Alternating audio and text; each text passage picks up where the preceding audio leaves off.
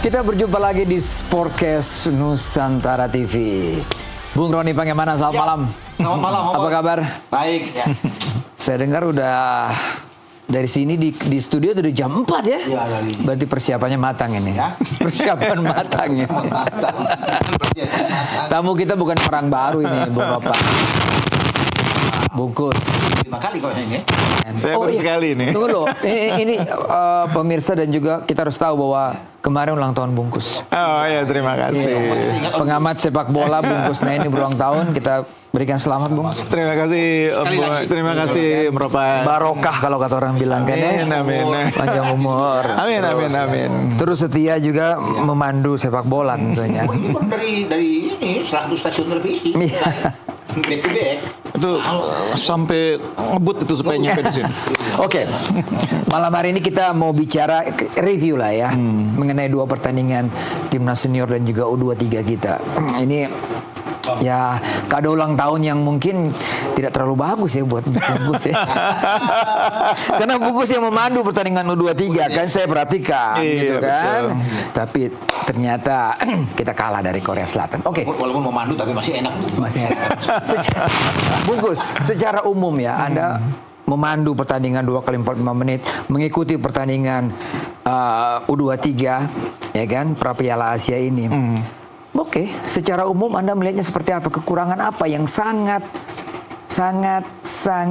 terlihat di tim ini, Bung?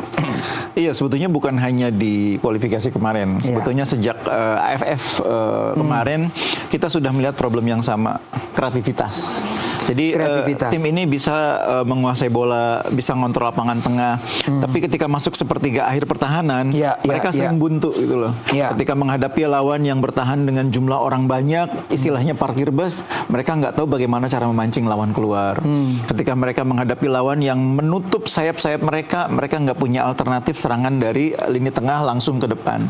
Jadi ibaratnya kalau kata orang sih serangannya template, jadi mudah dibaca. Yang kedua, serangannya template sehingga mudah diantisipasi, dan ketika menghadapi situasi buntu nggak ada plan B, plan C, plan D-nya gitu. Kalau tim itu kan selalu harus mempersiapkan diri menghadapi lawan manapun, ada kemungkinan lawan sudah tahu apa yang akan dilakukan dan mereka menyiapkan kontra strateginya. Ketika itu terjadi harus ada perubahan taktik berjalan dari plan E ke plan B, plan C dan seterusnya. Nah, yang saya lihat di tim U23 kemarin, kita kurang mampu mengubah situasi di lapangan ketika skenario A tidak berjalan. Oh gitu ya. Tapi Bungkus yakin pada waktu sebelum memandu itu, kita bisa menang? Terus terang enggak, waktu lawan Korea enggak. Waktu lawan Korea itu saya memang melihat di pertandingan sebelumnya kan ada lawan Makau, lawan Laos. Saya sudah melihat bahwa ada kecenderungan tim ini ketika menghadapi lawan yang bertahan seperti Laos di laga pertama itu kan kesulitan. Mereka seperti bingung. Sehingga akhirnya waktu lawan Laos itu kan mereka banyak eksekusi melalui tendangan dari jarak jauh dari luar kotak penalti. Dan itu tidak terlalu efektif. Jadi kalau menghadapi lawan sekelas Laos, mereka tidak tahu solusi menghadapi pertahanan seperti itu, apalagi menghadapi lawan yang defense sistemnya lebih bagus ya. Korea memiliki kemampuan itu, defense system yang lebih bagus, fisik yang lebih kuat, style of play yang juga lebih baik, system of play yang lebih rapi. Kita betul-betul kesulitan menghadapi lawan seperti itu. Dan menurut saya ini bukan hal baru karena saya sudah melihat itu sejak di Piala AFF. Sejak Piala AFF sudah terlihat. Iya. Dan yang paling mengkhawatirkan kan situasi di mana kita punya penguasaan bola bagus, tapi nggak bisa menghasilkan shot on target. Itu kan situasi yang menyedihkan. Waktu babak pertama kita penguasaan bola unggul 55% berbanding 45%. Ketika melawan Korea. Babak pertama kita unggul, tapi kita nggak bisa menciptakan shot on goal. Ada beberapa peluang, tapi tidak ada yang shot on goal ya. Oki punya peluang. Iya, jadi persoalan kreativitas itulah yang membuat tim ini ketika menghadapi lawan yang defense-nya bagus, nggak bisa membongkar. Lawan bahkan dengan sistem pertahanan yang tidak terlalu bagus, seperti Laos, yang lebih banyak strateginya menumpuk pemain, parkir bus, tetap juga kita nggak bisa bongkar. Nah itu saya pikir problem sepertiga akhir itu adalah persoalan yang harusnya dipecahkan dengan berbagai kombinasi. Nah kombinasi nggak kelihatan. Jadi kalau ibaratnya kalau sepak bola gini, serangan dari sayap buntu kita main dari tengah, dari tengah buntu kita main long range shooting, kita main dengan bola-bola direct dari belakang nggak mempan, kita pancing mereka keluar. Kan harus banyak skenario-nya itu. Nah itu tidak terlihat kemarin, tidak muncul minimal. Kreativitas, pasti Bung Ropan sepakat dengan itu. Sangat sepakat.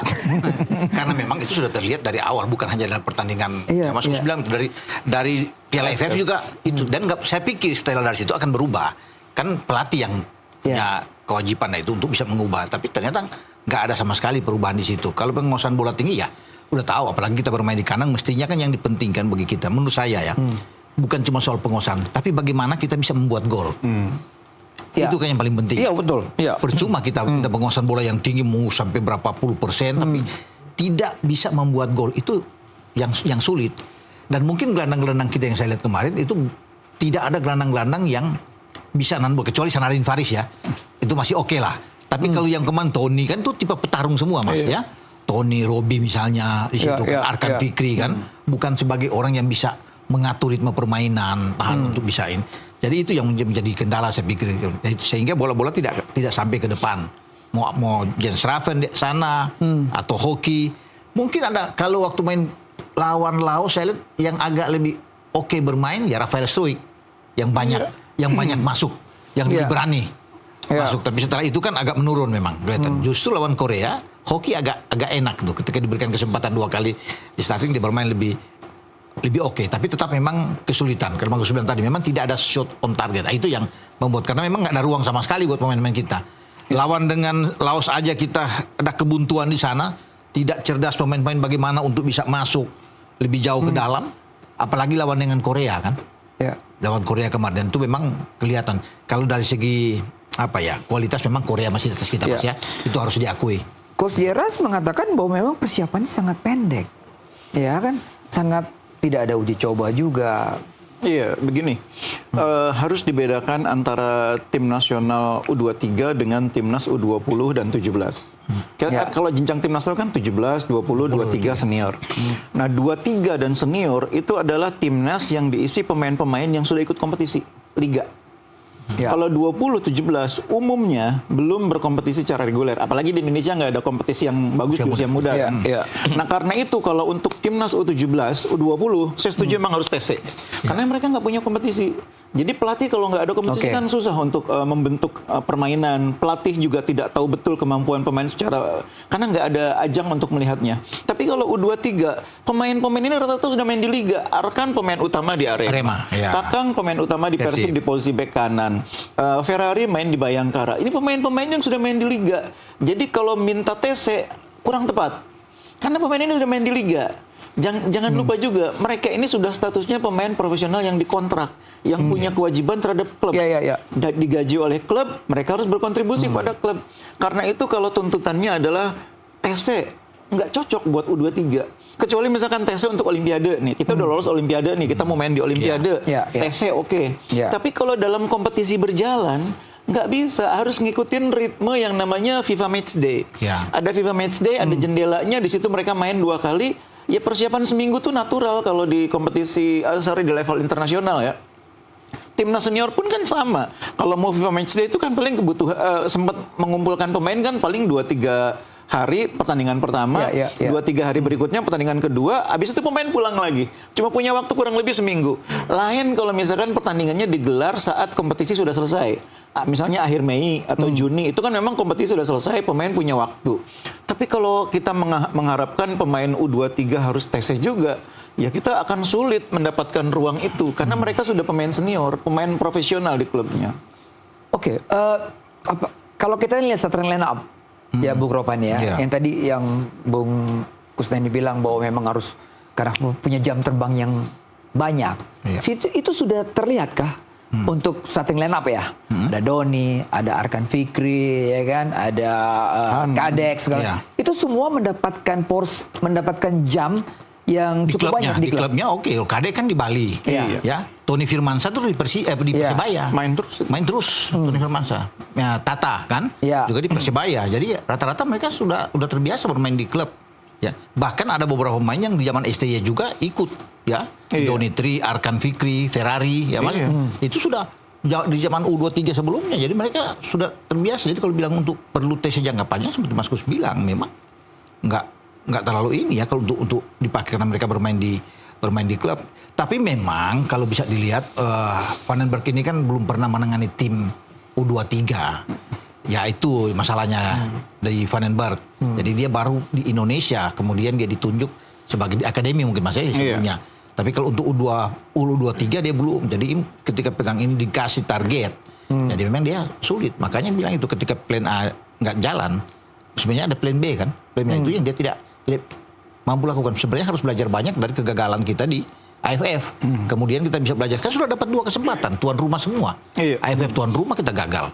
Itu kan targetnya harus juara. Sudah di Jakarta, sudah di Jawa Timur. Dan kita dapat jatah itu, kita gagal lagi, Om Boy.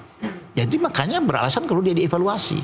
Karena itu, seorang pelatih kan harus punya plan A, plan B, plan C. Kalau tidak jalan satu ini, ya main dengan plan Bagus, waktu lawan Korea, kan kita cukup dikagetkan juga dengan pemilihan pemainnya. Tata menjadi satu line up ya. Lalu ada Kadek, ada Dion main situ kan. Raihan juga, yang tadi Bung Ropan bilang, Zainadin juga main. Karena pada waktu melawan Macau tampil bagus. 1 gol 1 assist. Bung Ropan yakin sekali. Oke, terbukti. Tapi secara umum dari 11 pemain yang dipasang ini bagaimana, Bu? Melawan Korea loh. Iya, jadi saya melihat kecenderungan begini. Pertandingan pertama, kedua, ketiga itu tidak ada konsistensi. Tidak ada konsistensi. Memang di turnamen seperti itu dengan jeda hanya 3-4 hari memang perlu rotasi. Itu oke lah itu. Tapi persoalannya harus ada konsistensi. Jadi istilahnya ada kerangka tim yang dipertahankan dan kerangka tim itulah yang akan membangun sistem permainan yang akan menjadi tulang punggung tim. Nah, saya melihat itu tidak terjadi. Coach Vandenberg kalau menurut saya mungkin benar dia tidak terlalu mengenali pemainnya, tidak terlalu mengenal pemain secara keseluruhan. Jadi karakternya Ferrari seperti ini, karakternya Kadek Ariel begini, jadi itu yang membuatnya kemudian dari satu pertandingan ke yang pertandingan berikutnya, ke yang berikutnya itu nggak punya kesinambungan formasi, kesinambungan skema. Bahkan kalau mau jujur nggak ada kesinambungan system of play. Saya sudah melihat waktu di Piala AFF itu dia kebingungan sekali ketika kehilangan Arhan Fikri. Betul kebingungan karena cedera. Itu dia mencoba memainkan Donitri sebagai playmaker. Dia mencoba memainkan Hanan juga nggak jalan semua. Ya oke lah, mungkin dia bisa beralasan bahwa materi pemainnya memang tidak sekuat waktu ST ya, di mana waktu itu ada Ivar Jenner dan sebagainya. Tapi kan setiap kelompok usia muda itu kan memang akan selalu ada pergantian. Usia muda itu nggak beda dengan senior. Kalau senior itu sekarang dengan 3-4 tahun lalu mungkin bisa sama. Tapi kalau kelompok umur pasti akan berubah terus. Karena pemain bertambah umurnya keluar dari kelompok usia itu. Jadi sebetulnya nggak bisa mengandalkan argumen bahwa pemainnya berbeda. Harus berbeda memang setiap saat. Nah, Thailand Korea yang sekarang pun berbeda dengan Korea yang tahun lalu. Jadi memang berubah setiap saat. Nah, itulah sebabnya makanya saya bilang Coach Vandenberg kalau menurut saya mungkin terlalu cepat diberi kepercayaan menangani tim U23 pada saat dia belum terlalu memahami kultur sepak bola Indonesia. Oke, bungkus saya stop dulu. Bung Ropan, kita break dulu ya. Kita akan kembali setelah pariwara berikut ini. Tetaplah di Sportcast Nusantara TV.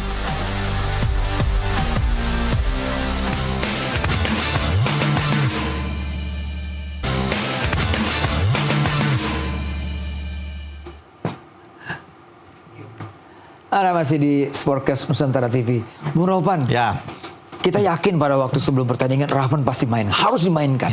Karena walaupun dia kurang berkembang di pertandingan sebelumnya, tapi dengan postur tingginya, butuh dia ya, memang. Pasti pemain Korea agak perhatian ke dia. Bisa mengganggu konsentrasi. Kenapa hoki terus? Ini kan pertanyaan banyak orang ini, Bung Ropan. Ya banyak yang menanyakan itu. Selalu ada hoki yang bisa dimainkan ya. Tapi itu selera pelatih. Dia yang lebih tahu tentunya untuk bisa memainkan itu. Walaupun memang masa kita bisa melihat bahwa Raven dong kalau bisa memang untuk dimainkan. Cuma memang agak ya di terakhir lawan Korea dia lebih oke. Tapi kan kita tetap butuh seorang Raven. Apalagi kalau kombinasi dia yang Rafael Struijk Mas ya, itu akan lebih bagus. Tapi di kanan sebenarnya Raihan Hanan bukan seorang pemain sayap kanan sebenarnya. Ya, dia lebih cocok bermain di gelandang menyerang. Itu kan jauh lebih bagus. Makanya ketika kita tidak punya Detan, tidak dipanggil, saya juga kaget. mungkin karena pelatih melihat bahwa Detan mungkin di Piala AFF itu tidak berkembang dengan baik sehingga di pertandingan sekarang di kualifikasi U23 ini dia tidak mendapatkan tempat. Padahal ini pemain bagus Mas ya. Iya. Dari PSM. Tapi ya itulah, kita sebenarnya kan butuh seorang pemain yang leader di situ, tapi kita nggak punya di U23 ini. Kalau ada Lino mungkin beda. Kalau ada dia, ya mungkin dia bisa nahan bola, bisa ngatur, ya karena teknik bagus, skill oke lah. Untuk bisa passing juga, kita butuh itu kan seorang pemain yang bisa ngatur. Atau di belakang kita ada Yasin Hapner, tapi kan tetap sudah dipanggil di tim senior. Mereka sudah, dan Hapner sudah bilang bahwa dia bukan untuk U23. Iya. Dia lebih itu ke tim senior. Kalau mau lihat juga dari pemain-pemain ini, sebenarnya saya pikir bisa kita untuk bersaing untuk bisa menjadi juara sebenarnya di grup. Tapi tergantung dari pelatih juga. Ya kan dengan Korea 1-0 saja kan. Sebenarnya bisa. Kesalahan kita itu di pertandingan pertama itu yang bikin kita gagal. Nah, ini biang kerok nih. Iya, bukan lawan kita jangan melihat di Korea. Iya. Kan di awal itu kita sudah hitung. Betul. Sudah diuntungkan dengan jadwal main di kandang. Dengan 2 jadwal pertama yang secara itu harus menang. Harus menang. Sudah pasti 6 poin. Kalau kita dapat 6 poin beda Mas. Iya, persaingan terhadap masih terbuka. Artinya draw juga dengan Korea terakhir kan 7. Iya. Artinya ini bagus. Tapi ketika kita 0-0 dengan Laos sementara Korea bisa menang 7. Kan itu yang menjadi masalah buat kita. Padahal kita butuh 1-0 aja kan enak. Yang penting judulnya menang. 3 poin itu yang perlu kita ambil. Nah, setelah lawan Laos ketika kita gagal di situ sebenarnya masalahnya itu di situ, problemnya di situ. Skenario-nya berantakan setelah kita sama Laos draw. Karena kita memang sudah pasti Laos kita ambil di situ, Boy. Sehingga hilang kesempatan untuk bisa lolos. Padahal peluang kita lolos dengan pemain ini aja. Tanpa Lino sebenarnya, tanpa Yasin Hapner, kita bisa. Iya, bungkus soal Raven juga, pertanyaan yang sama. Iya, ini memang menarik karena menurut saya Raven ini sebetulnya memang belum terlalu matang ya. Iya. Raven ini kan di level profesional baru tahun ini main di Bali ya. Pemain seperti itu memang akan ada up and down-nya. Jadi pada saat dia diharapkan dia tidak perform. Pada saat timnya justru bermain biasa, dia muncul luar biasa. Kadang-kadang seperti itu. Pemain seperti ini up and down. Saya bisa paham karena Raven ini masih minim pengalaman. Nah, maksud saya kalau pelatih kan sudah tahu nih, dia punya persoalan terbatas di posisi striker. Iya. Dia tidak punya striker murni karena Mauro ternyata tidak bisa mengejar target waktu ya. Karena itu tentu harus dipikirkan cara main dengan tanpa striker. Saya tidak membandingkan dengan pelatih sebelumnya misalnya. Pelatih sebelumnya juga punya problem dengan tidak punya striker nomor 9. Tapi dia bisa menyulap Rafa jadi seorang striker yang tetap agresif. Walaupun dia bukan nomor 9 murni.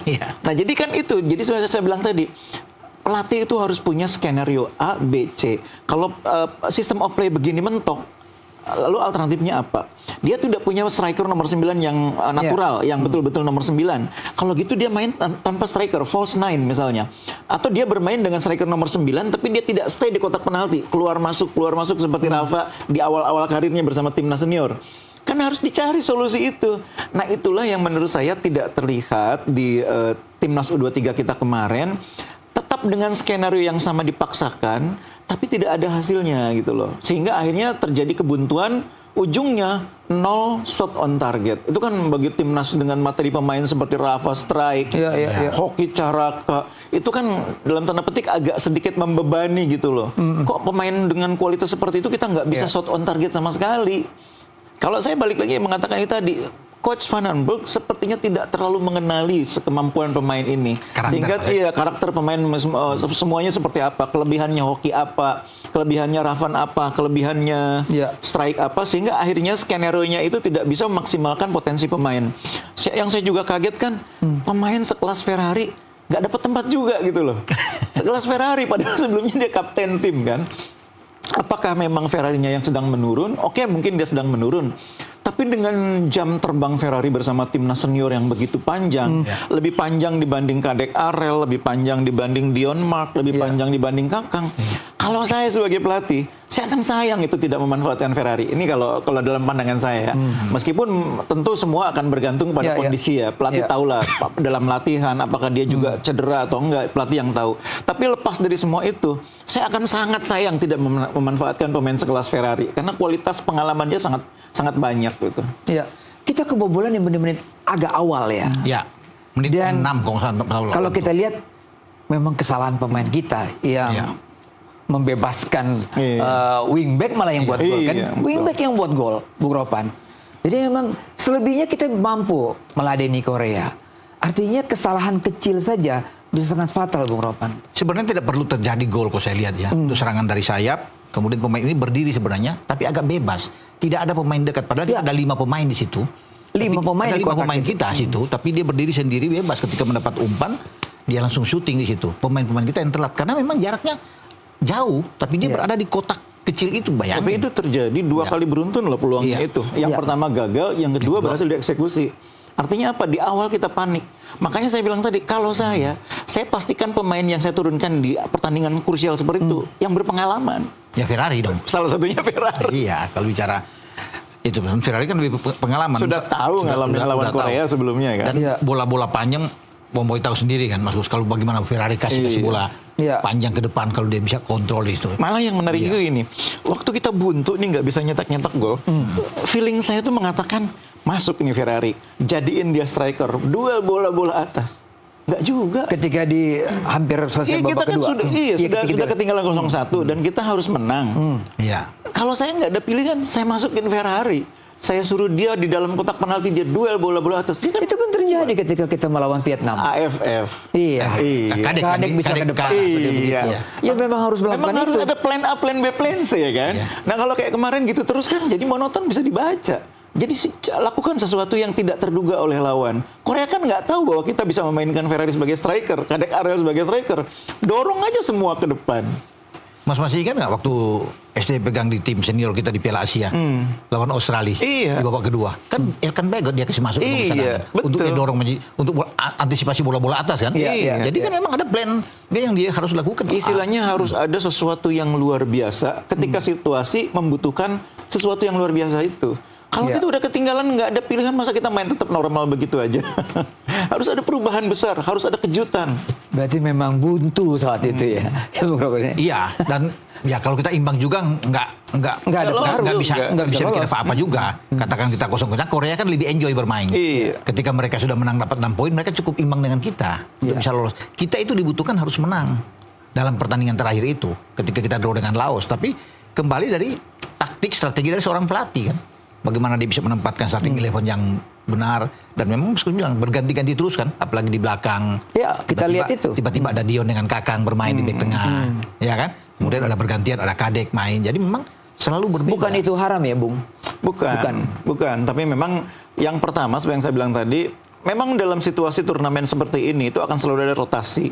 Tapi platformnya itu, sistem offline itu tetap terjaga. Nah kemarin itu kan kita, yang paling saya tidak paham itu kenapa kita memainkan seorang bek kiri dengan kaki kidal di posisi bek kanan yang membuat dia Mikael Tata tuh bingung terus karena posisinya dia selalu dapat bola dia harus ke kiri, dia harus ambil bola muter karena dia kaki kiri gitu loh. Kiri. Dan itu akhirnya kan disadari babak kedua baru diganti. Kan itu jadi wasting time gitu. Kenapa nggak sejak awal aja misalkan dipasang pemain dengan karakter bertahan yang kuat di sana, ada Buffon misalnya. Ada Buffon sana. Kakang juga menurut saya nggak jelek juga mainnya gitu. Di kanan. Iya. Oh iya, Kakang memang harus sering bermain di kanan. Di kanan dia dikasih bal. Oke Bung Ropan, kita menatap ke depan sekarang. Selesai U23 sudah terjadi SEA Games di depan. Bulan Desember. Dan juga materinya banyak pemain dari yang sekarang ini kan, Bung.